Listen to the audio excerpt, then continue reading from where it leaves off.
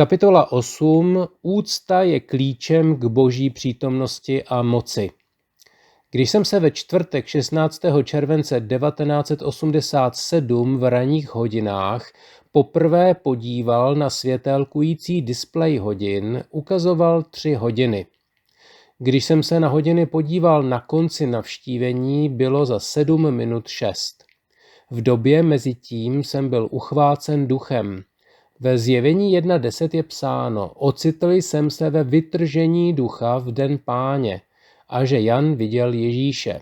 Abych řekl pravdu, víme velice málo o tom, co to je být vytržen duchem. Dostáváme pomazání od Ducha Svatého k modlitbám nebo ke kázání, ale to není to, o čem mluví Jan, když říká, že byl ve vytržení ducha v den Páně. Když je člověk v duchu, a já jsem tam byl několikrát, v tu chvíli si ani neuvědomuje, že je současně i v přirozené oblasti, protože je v duchu, je v duchovní oblasti. Ráno 16. července jsem byl v duchu a viděl jsem Ježíše. Viděl jsem ho tak jasně, jako bych viděl vás, kdybyste stál vedle mě. Byl jsem s ním uchvácen nad konferenční středisko v Talze a dívali jsme se dolů na nadcházející camp meeting, který měl začít v pondělí 20. července. Ačkoliv jsme byli nad budovou, viděl jsem do sálu. Přede mnou se odehrávalo jedno ze shromáždění.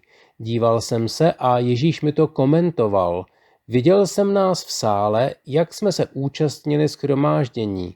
Když jsem se na nás díval, všichni jsme tleskali, jak je to v charismatických kruzích zvykem. Ježíš řekl něco, co mě udivilo. Přemýšlejte nad tím, co teď řeknu, ať to nepochopíte špatně. Řekl mi: tleskání není ani chvála, ani uctívání, to mi řekl Ježíš. Pak pokračoval: tleskání je aplaus, vyjádření souhlasu.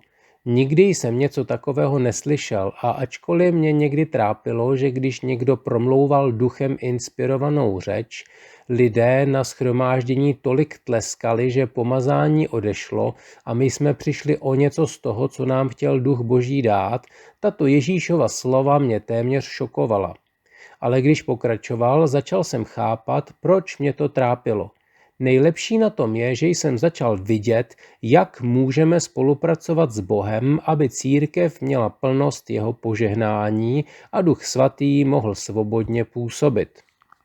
Pomoc nebo překážka. Abychom lépe pochopili, jaké místo by tleskání mělo mít na našich shromážděních, potřebujeme nejprve porozumět, co tleskání je.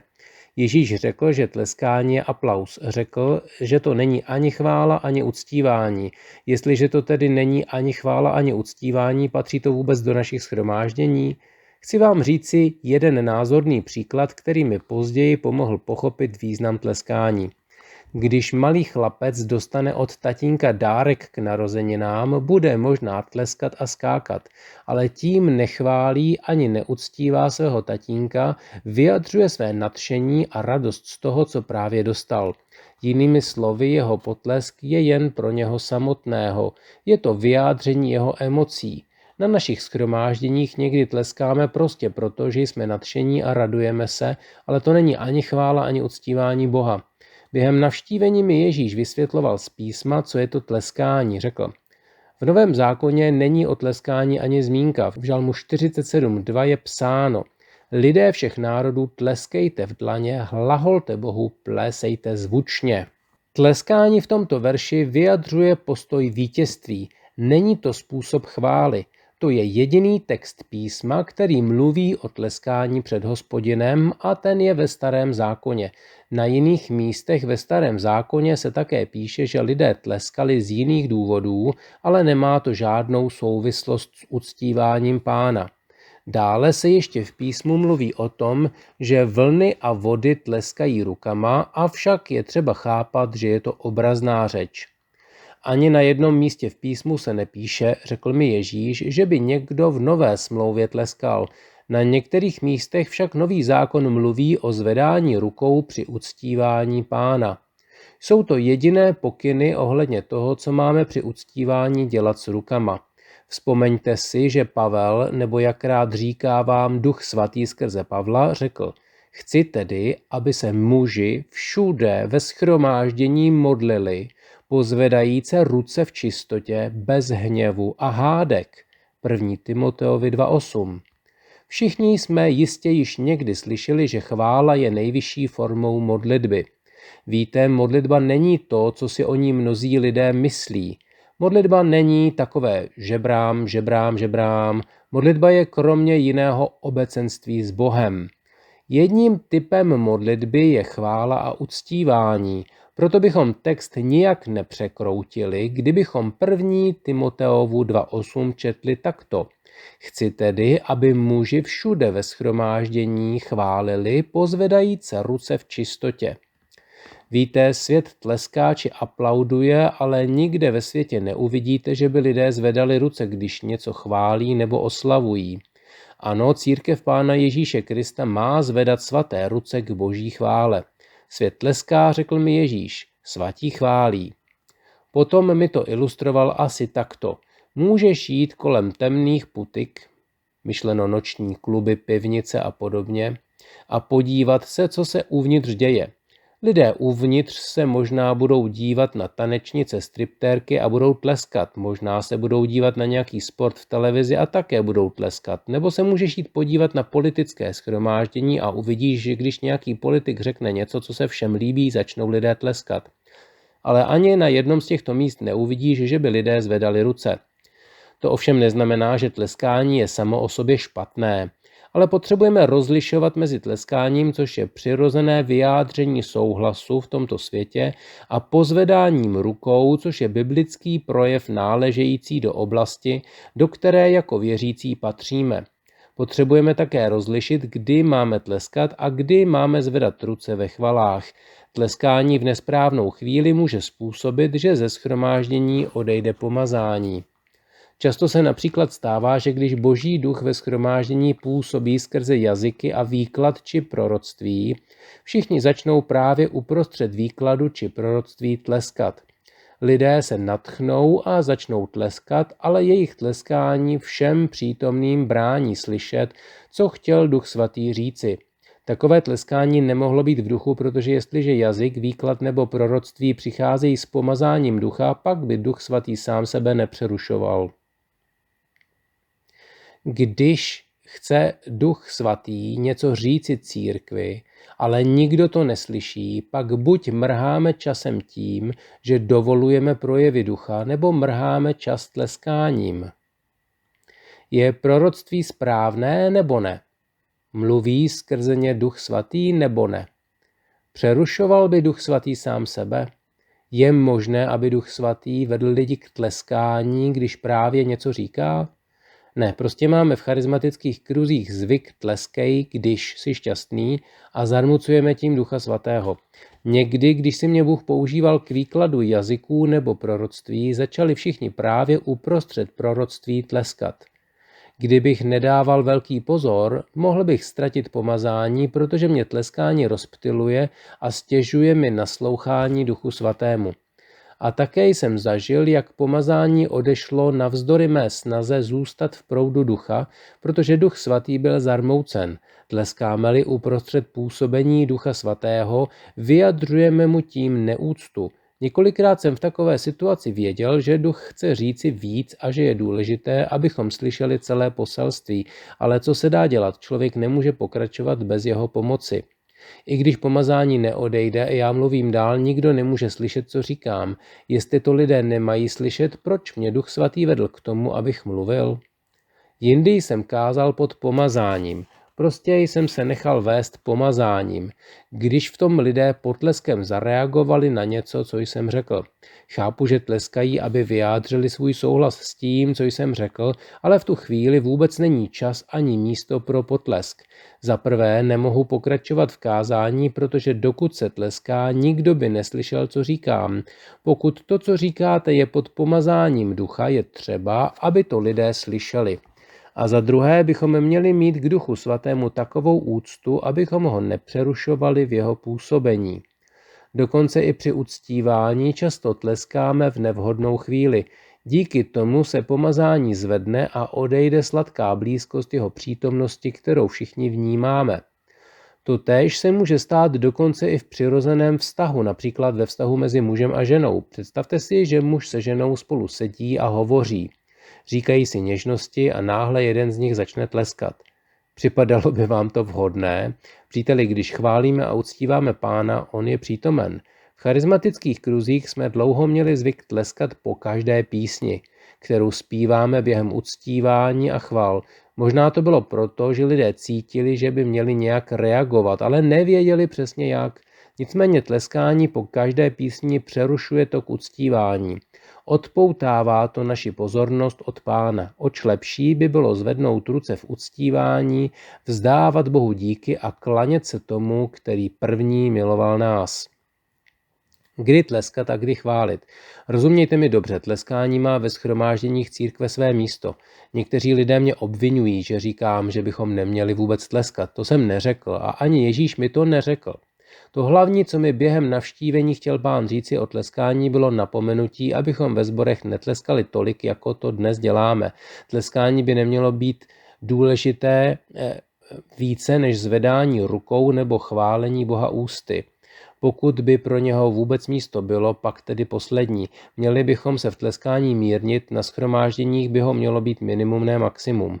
Proto potřebujeme porozumět, kdy je tleskání vhodné a kdy ne. Když shromáždění zpívá rychlou píseň, je v pořádku, když tleskáme do rytmu hudby, ale když píseň skončí a vedoucí chval vyzve věřící, aby chválili Boha, měli by zvednout ruce a chválit ho tak, jak to učí nový zákon. Ve sborech bychom neměli tleskat ani zpěvákům, když slouží hudbou, jejich obdarování je od Boha a má sloužit k Boží slávě a chvále. Zpěváci nepředvádějí vystoupení, přinejmenším by neměli. Slouží hudbou, aby povzbudili shromáždění a pomohli lidem upřít zrak na Boha a pozvednout se do jeho přítomnosti. Když se nám jejich hudba líbí, měli bychom zvednout ruce a chválit Boha. Máme pozvedat svaté ruce a chválit Boha. Nebuďte z toho nešťastní, jestli jste tleskali v nevhodnou chvíli. Já jsem se provinil stejně jako kdokoliv jiný. To, co říkám, platí pro všechny. Někdy tleskáme řečníkovi a dáváme mu tím najevo, že jsme rádi, že je tady. Je to projev přivítání poté, co byl představen. A odehrává se to výhradně na přirozené rovině. Pokud se to nepřehání, je to v pořádku. Řečníka nechválíme ani neuctíváme. Od Ježíšova navštívení však hodně přemýšlím o některých věcech, kterým jsem předtím mnoho pozornosti nevěnoval. Mám trochu výčitky svědomí ohledně výroku zatleskejme všichni Bohu. Nemyslím, že Bohu můžeme zatleskat jako prezidentovi Spojených států, nebo že bychom měli obětovat jemu oběť potlesku. Pavel říká v 1. Korinským 2:3 křesťanům: Přišel jsem k vám sláb s velkou bázní. To neznamená, že se něčeho bál tak, jako bychom se báli bouře nebo chřestýše. To znamená, že měl úctu, byl si vědom toho, jak je Bůh hrozný a jak velkou zodpovědnost má on jako boží služebník.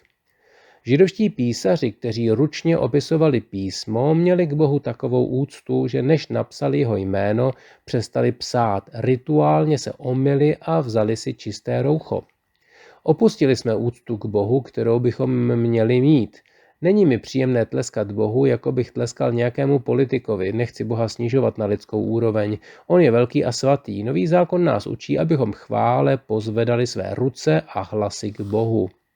Ježíš mi řekl, pastoři by měli své sbory vyučovat o působení Ducha Svatého, aby křesťané věděli, jak s ním spolupracovat a kdy být sticha.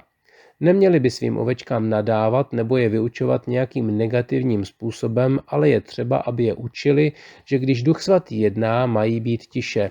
Měli by jim říci, aby naslouchali, a když Duch Svatý přestane mluvit, měli by zvednout ruce a chválit mě.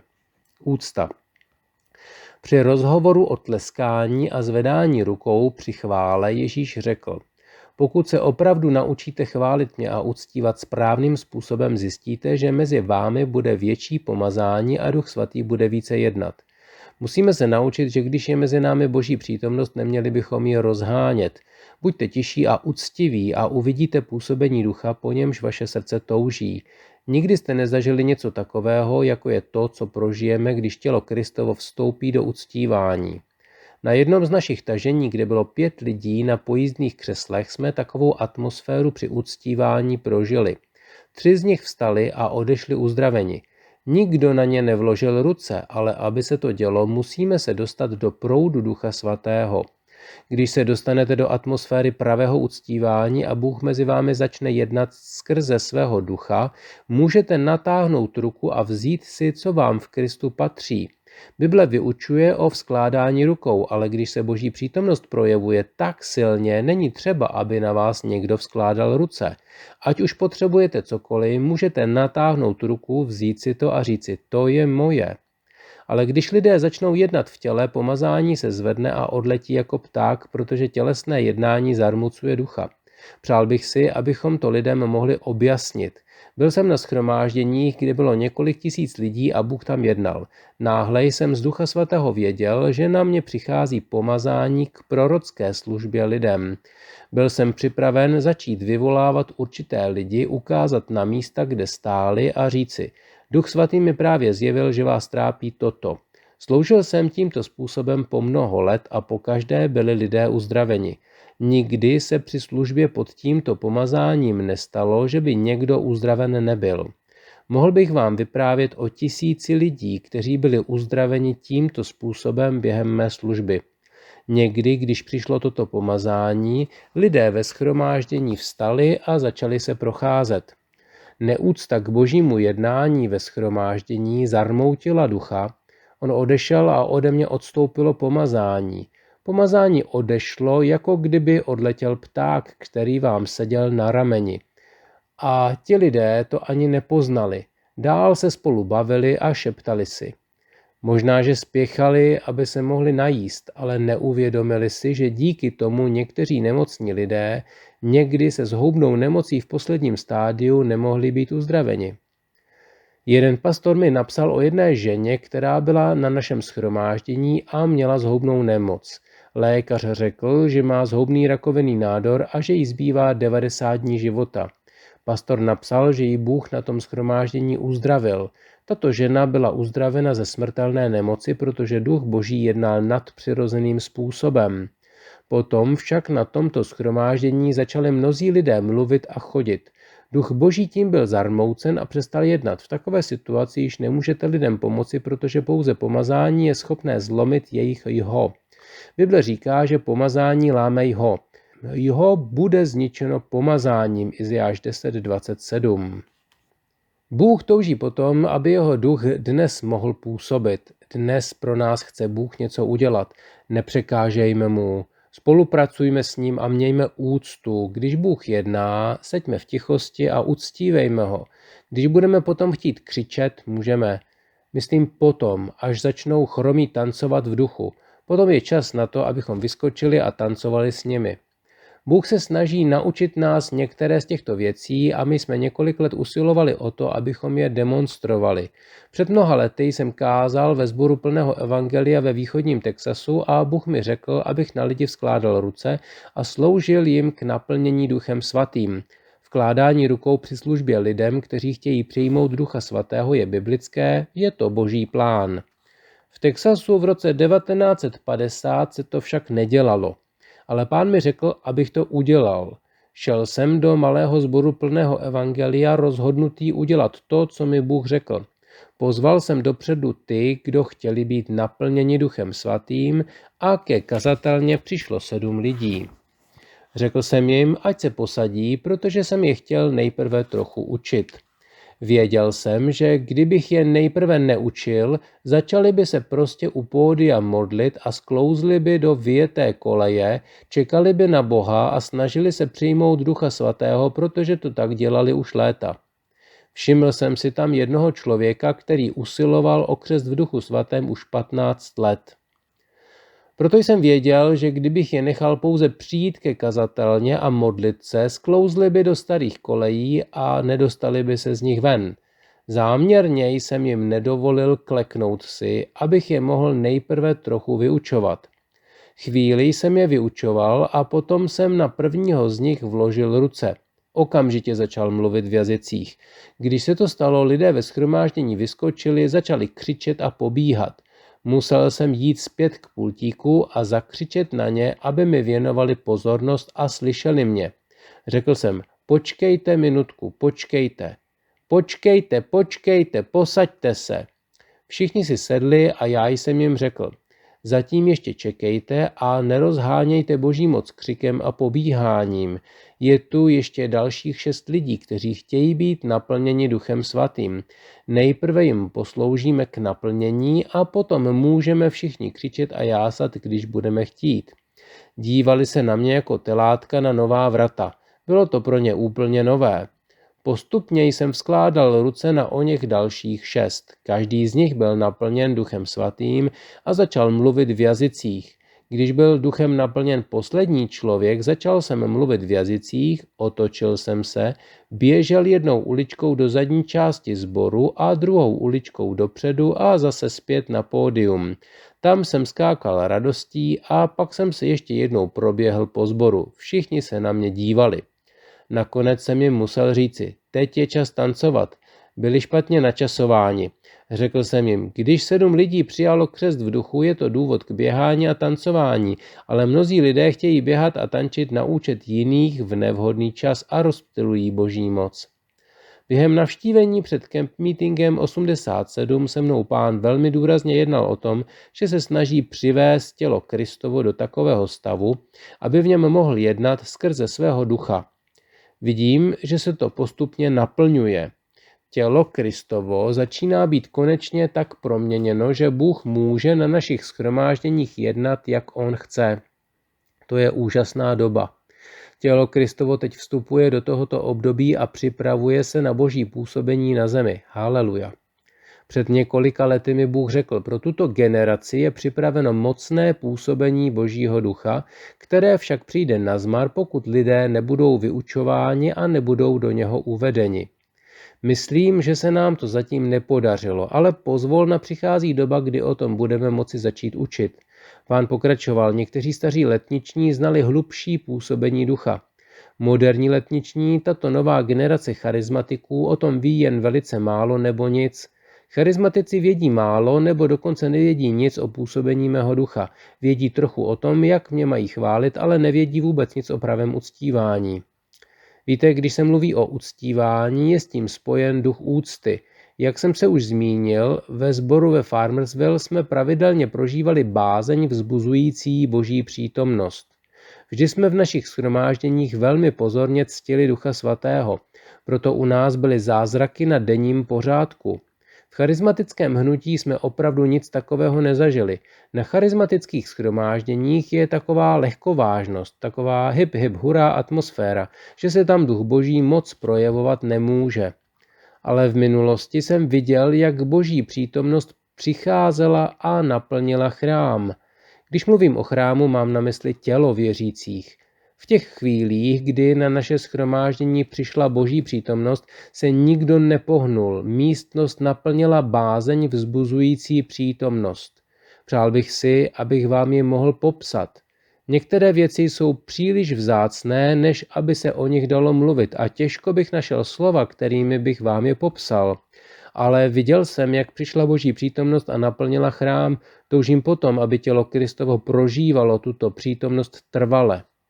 Toto vyučování píšu téměř rok po Ježíšově navštívení v roce 1987. V naší službě zažíváme hlubší působení Božího ducha mezi námi, které Ježíš zaslíbil.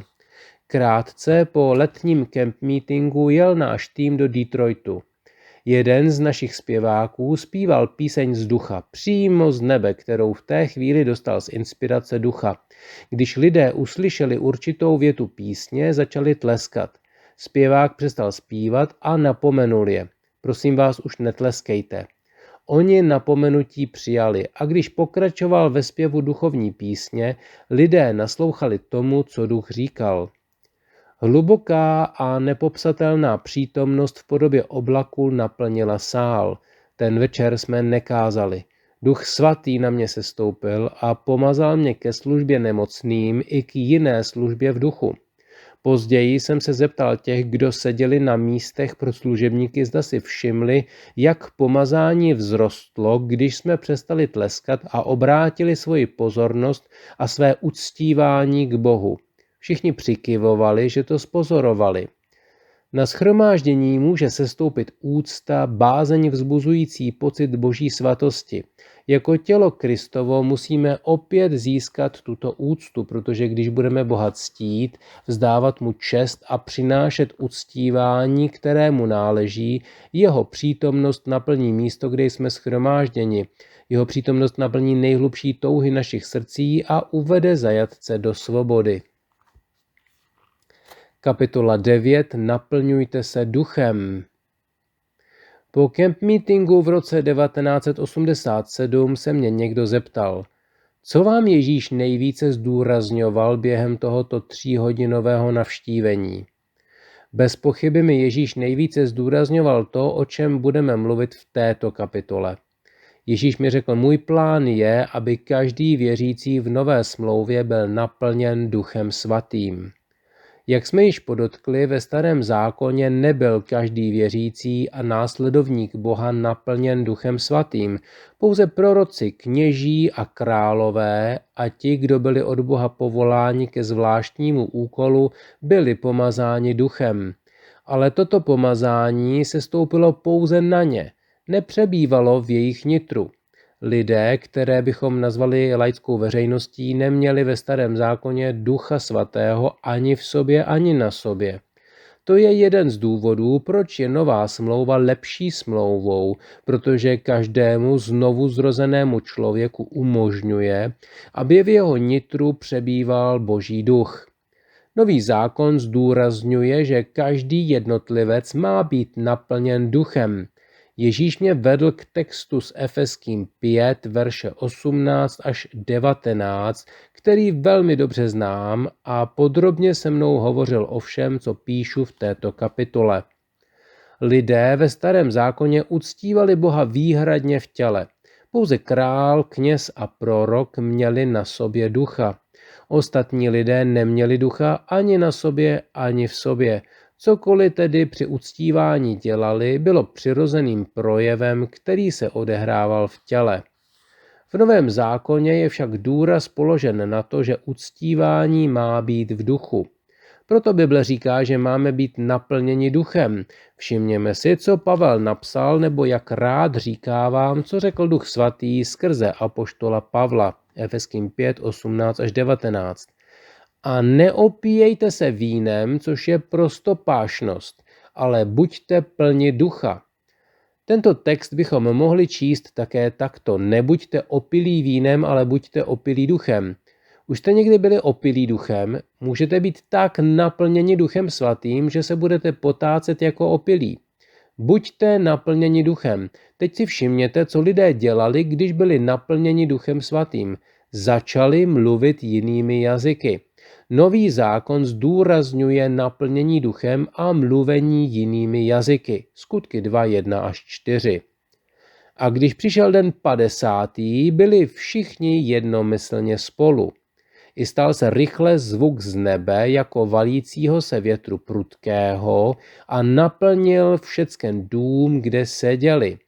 I ukázali se jim rozdělení jazykové jako oheň, kterýž posadil se na každém z nich. I naplněni jsou všichni Duchem Svatým a počali mluvit jinými jazyky, jakž ten duch dával jim vymlouvati.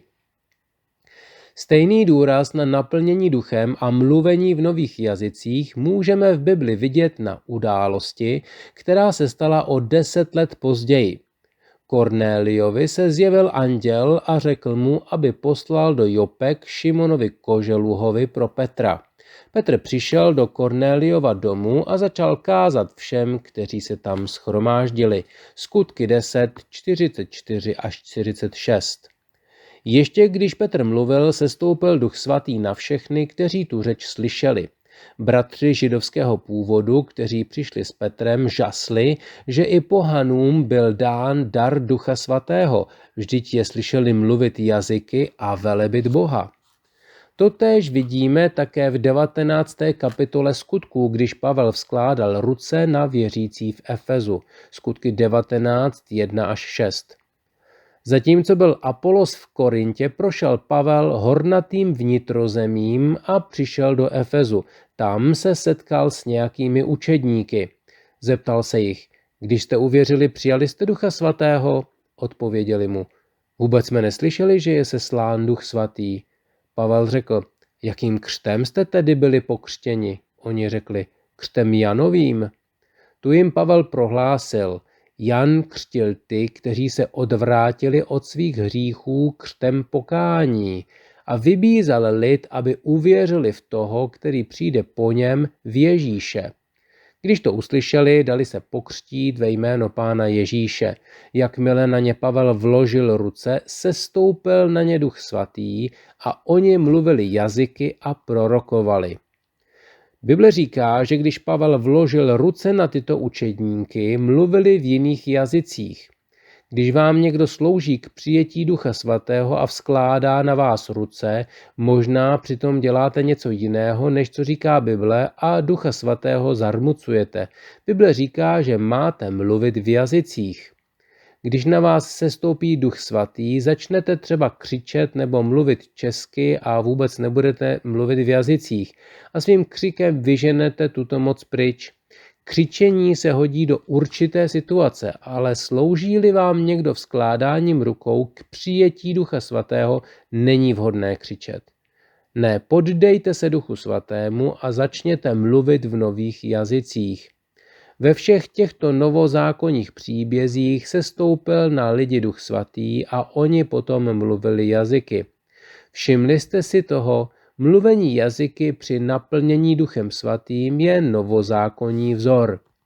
Efeským 5, 18 až 19. Znovu, a neopíjejte se vínem, v němž je prostopášnost, ale naplněni buďte duchem, mluvíce sobě ve spolek v žalmích a v chvalách a v písničkách duchovních, zpívajíce a plésajíce v srdcích svých pánů. Všimněte si klíčových slov v tomto textu. Naplněni buďte duchem mluvíce.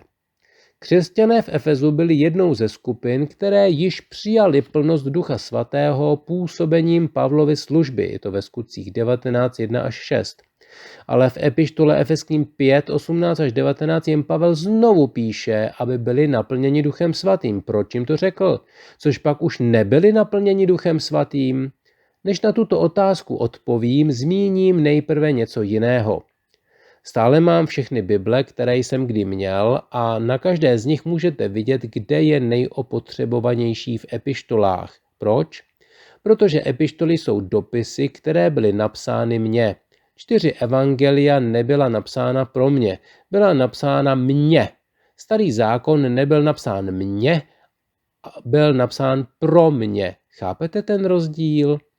Všechny epištoly byly napsány vám a mně. Jsou napsány věřícím, církvi, jsou napsány křesťanům. Epištolám jsem se věnoval neustále. Chci zjistit, co Bůh píše církvi a co říká mně. Nezajímá mě tolik, co řekl Židům. V prvé řadě mě zajímá, co Bůh říká mně.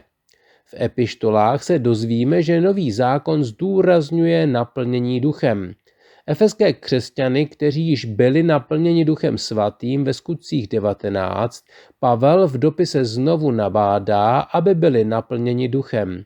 Na první pohled by to mohlo působit zmateně, avšak to, o čem Pavel mluví v Efeským 5.18, je něco víc než počáteční naplnění Duchem Svatým a mluvení v jazycích, které efeští křesťané přijali, když na ně vkládal ruce ve Skutcích 19, 1 až 6. Znalci řečtiny říkají, že doslovný překlad textu s Efeským 5.18 naplněni buďte duchem je vlastně slovní hříčkou a znamená buďte neustále naplňováni duchem. Pavel Efezany povzbuzoval, aby pokračovali v mluvení jazyky a tak zůstali naplněni Duchem Svatým. Jinými slovy, aby zůstali naplněni duchem, potřebovali být neustále naplňováni duchem svatým, mít nepřetržitou zkušenost naplňování duchem a mluvení v nadpřirozené řeči. Chci vás upozornit na to, že Pavel psal celé církvi v Efezu, nepsal pouze kazatelům. Pro každého věřícího, každého křesťana, který žije v nové smlouvě, Bůh naplánoval, že má být neustále naplněn Duchem svatým a uctívat v duchu. Mluvení Bohem inspirovaných slov k Pánu způsobí, že budeme neustále naplňováni duchem a neustále budeme chodit v duchu. To je jedna z forem novozákonního uctívání. Tato Bohem inspirovaná řeč se může projevovat několika způsoby. Jedním z nich je vyvyšování a uctívání Boha v jiných jazycích, jak jsme už viděli u křesťanů ve Skutcích 10:46. Vždyť je slyšeli mluvit jazyky a velebit Boha. V Efeským 5:19 však Pavel zmiňuje ještě několik dalších výrazů.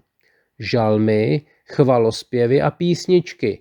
Následujícím 2 textům písma věnujte pečlivou pozornost. Všimněte si, že řeč věřících, inspirovaná Duchem svatým, stoupá v uctívání k Pánu. Efeským 5:18-20 znovu.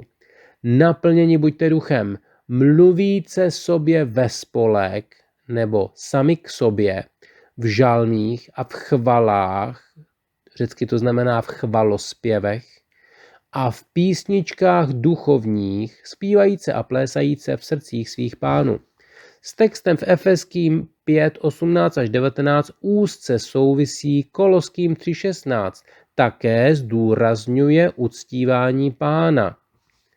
Slovo Kristovo přebývejš ve vás bohatě se vší moudrostí, učíce a napomínajíce sebe ve spolek žalmy a zpěvy s písničkami duchovními, s milostí zpívajíce v srdcích svém Pánu. Pavel mluví ke všem věřícím a říká, že k sobě máme mluvit v žalmech, chvalospěvech a písničkách duchovních. Máme mluvit sami k sobě. To máme dělat v osobním modlitevním životě při společenství s Bohem. Ve Starém zákoně je zapsáno 150 žalmů. Kniha žalmů je vlastně modlitební knihou a zpěvníkem Izraele. Mnoho žalmů napsal David, který byl pomazán duchem. Vypráví v nich o svých prožitcích, pokušeních a zkouškách, jimiž procházel v době, kdy tyto žalmy dostal. A ačkoliv některé z nich dostal pro svůj osobní užitek, jsou požehnáním i pro nás, protože vznikly z pomazání ducha a i my můžeme procházet podobnou zkušeností. Žalm je duchovní báseň nebo óda. Někdy má rýmy, jindy ne. V obou případech však v sobě má něco z poezie. Můžeme ho zpívat jako melodickou píseň nebo liturgickým způsobem i recitovat. Já sám mluvím v žalmech často. Ale nejsem zpěvák a nemám dobrý hlas a proto žalmy, které mi duch dává, pouze recituji. Avšak tytéž žalmy, které bych já recitoval, bude člověk s hudebním nadáním přirozeně zpívat. Věřte tomu nebo ne, kdysi jsem chodil na hodiny zpěvu. Nakonec mi učitel řekl, ještě nikdy jsem to nikomu neřekl, ale na vašem místě bych toho nechal. Nikdy jsem se nemohl dostat nad určitý tón, zpěv není moje silná stránka, musím to nechat jiným, ale mohu radostně jásat a to stačí. A tak mluvím v žalmech. Mnohdy vám Bůh dá žalm pro váš osobní užitek, když jste sami na modlitbách. Naopak chvalospěv je píseň chvály a uctívání adresovaná Bohu. Duchovní píseň je píseň, která přináší zjevení aktuálního Božího slova. Nechť ve vás přebývá slovo Kristovo v celém svém bohatství, říká Koloským 3:16. Tento text nemusí nutně mluvit pouze o psaném slovu. V té době křesťané neměli psaný Nový zákon. Bible mluví o slovu, které vám přinesl Duch Svatý. Může to být text z písma, slovo povzbuzení nebo slovo napomenutí a tak dále. Mnozí křesťané se snaží vyložit text s Efeským 5:19 a Koloským 3:16 ve světle naší západní kultury. Myslí si, že se tu mluví o zpěvu ze zpěvníků a žaltářů. To však v těchto textech nemůže být míněno, protože v době, kdy Pavel psal tyto dopisy, neexistovaly tiskařské stroje. A ačkoliv máme mnoho dobrých písní, které pravděpodobně inspiroval Duch Svatý, většina písní v našich zpěvnících je prosycena nevěrou. Avšak žalmy, chvalospěvy a duchovní písně dává Duch Svatý, přicházejí po horké lince z nebe a jsou v souladu s písmem, protože vše, co dává Duch Svatý, je v souladu s písmem. Ježíš nazývá tento druh slovního projevu novozákonní uctívání a pravé uctívání musí být v duchu a v pravdě. Jan 4.23. Jsme-li naplněni duchem a mluvíme nadpřirozeně inspirovaná slova, máme v tomto nadpřirozeném mluvení pokračovat. Boží slovo s Efeským 5.18-19 a s Koloským 3.16 mluví o nadpřirozeném slovním projevu, který nám Duch Svatý dává bez přípravy v daném okamžiku skrze ducha proroctví. Jedním z projevů Ducha Svatého je proroctví. 1. Korinským 12.10. Co je to proroctví? Proroctví je inspirovaný projev ve známém jazyku. Prostý dar proroctví mluví lidem vzdělání, napomínání i potěšení podle 1. Korinským 14.3. Neměli bychom to plést dohromady s prorockým úřadem, skrze který často přichází zjevení i o budoucnosti. V 1. Korinským 14.31 je psáno: nebo můžete všichni jeden po druhém prorokovat. Jinými slovy, všichni věřící by měli prorokovat.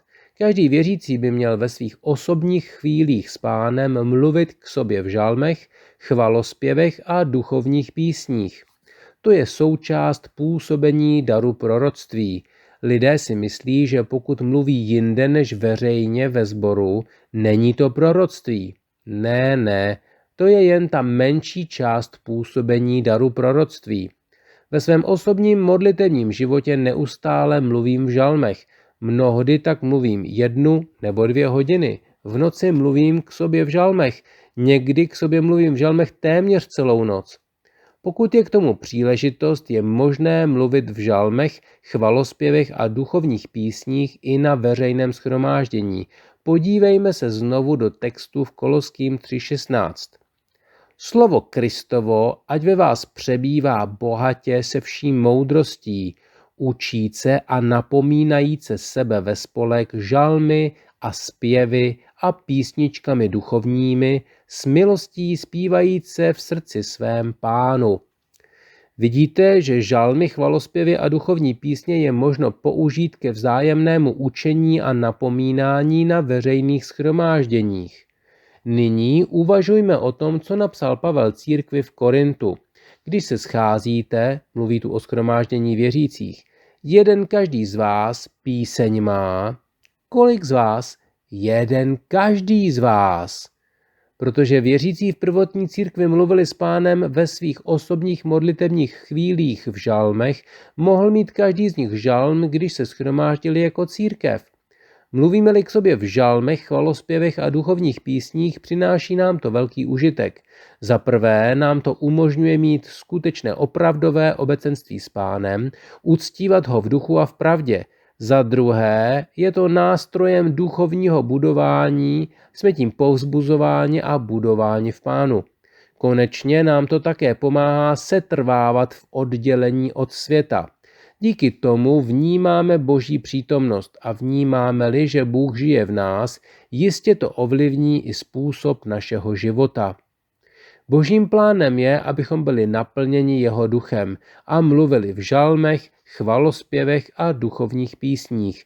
Někteří ale možná řeknou, nevím, jak to mám udělat, nikdy předtím jsem to nedělal, jak mohu začít takto chodit v duchu? Rozněcuj dar. Mnozí věřící prožili počáteční zkušenost naplnění Duchem Svatým a mluvení v jiných jazycích, avšak od té doby již v jazycích nemluvili. Jednou byli naplněni, ale neudržují svěží zkušenost s Bohem. Neposlouchají napomenutí zapsané v Efeským 5.18. Naplněni buďte duchem. Někteří lidé mi řekli, já nevím, jestli ještě mohu mluvit jazyky, ale Duch Svatý je stále ve vás a on je to, kdo skrze vás mluví. Na vás je pouze to, abyste očekávali, že vám dá slova a potom se mu poddali. Jinými slovy, rozněcujte Boží dar, který je ve vás. Všimněte si, co o tom říká písmo, ne co říkají lidé, ne co si lidé myslí. Pavel píše v dopise Timoteovi, 2. Timoteovi 1.6. Pro kterouž příčinu napomínám tebe, abys rozněcoval v sobě Boží dar, který ti byl dán skrze vzkládání mých rukou.